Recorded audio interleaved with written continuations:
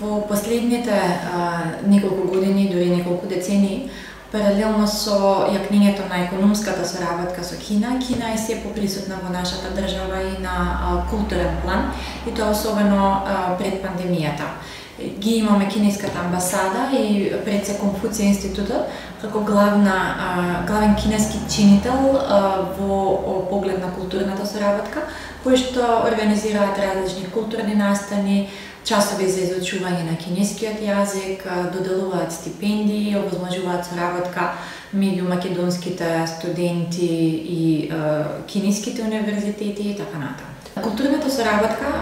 главно носи бенефит на страната која што ја промовира, и во тој контекст, кога Кина ја промовира културната соработка како дел од обидите за јакнење на нејзината мека моќ, тоа пред се носи бенефит во поглед на јакнењето на влијанието на Кина кај нас. Од друга страна, преку културните настани и преку самата културна соработка, и ние како држава можеме подобро да ја разбереме Кина, нејзината култура, традиција, политички, економски систем, бидејќи се работи за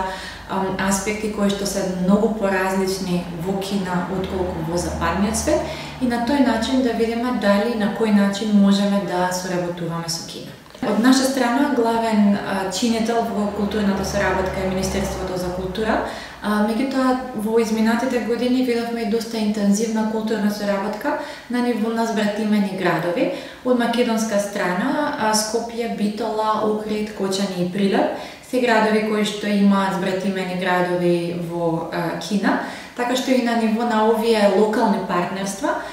имавме можности да видиме различни културни манифестации и обиди да се воспостави некаква културна соработка. Од друга страна, Министерството за култура има центар за координација на културната соработка во рамки на платформата за соработка меѓу Кина и државите од Централна и Источна Европа, која што беше воспоставена некаде во 2013 година. Овој центар беше отворен пред пандемијата, така што во меѓувреме целокупната размена, односно можностите за патување и за соработка во текот на пандемијата беа намалени. Паралелно со тоа, самиот процес на соработка меѓу Кина и државите од Централна и Источна Европа некако замре, затоа што дел од тие првични 16 држави кои што учествуваа се повлекоа од таа соработка, и во таа смисла последниве години не можеме да видиме некакви позначени активности од страна на овој центар или во рамки на културната соработка. Кина во текот на последните години, особено во текот на пандемијата, значително ги зголеми позитивните перцепции за неа во Македонија, со тоа што ако во 2017 година 52% од граѓаните сметаа дека ние треба да одржуваме поблиски односи со Кина, во 2023 година тој процент беше 63%. Значи, гледаме позитивно мислење што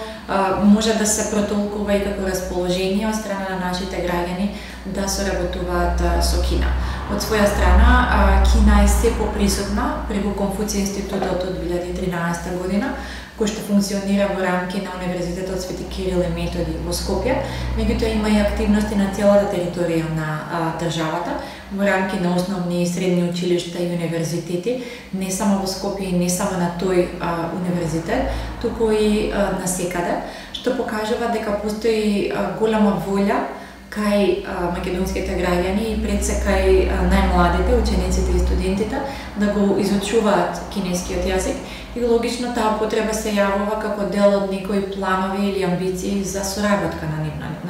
од нивна страна. За разлика од кај нас, во најголем дел од западните држави, предразвиените демократии, перцепцијата за Кина се влошува како резултат на тензиите кои што најпрво започнаа меѓу Кина и САД, понатаму се прелеа во повеќето развиени држави, па дури на ниво на односите меѓу Кина и ЕУ. Меѓутоа, Кина, паралелно со нејзиниот економски подем, во голема мера е посветена на зајакнување на влијанието и присуството, односно меката моќ во различни држави во светот, и тоа дава конкретни резултати. Ако во 2020 година се изработува глобалниот индекс на мека моќ, каде што Кина од некои години 8 место, 5 место, во 2024 година успеа да се искачи на 3-то место по САД и Велика Британија, што покажува на тоа дека од една страна овие области се приоритет за Кина, а од друга страна Кина, имајќи предвид нејзината големина и економска моќ, е подготвена да инвестира значителни ресурси за да ги оствари тие амбиции и планови, и резултатот е секако видлив.